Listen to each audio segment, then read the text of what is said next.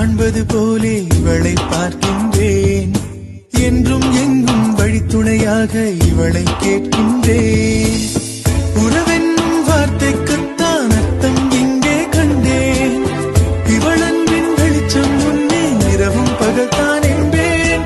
என்றும் என்றென்றும் இவள் சொந்தம் வேண்டும். கண்ணில் அன்பை சொல்வாளே யாரும் இவளை இவள் போலேன். என்றும் எங்கும் வழித்துணையாக இவளை கேட்கின்றேன்.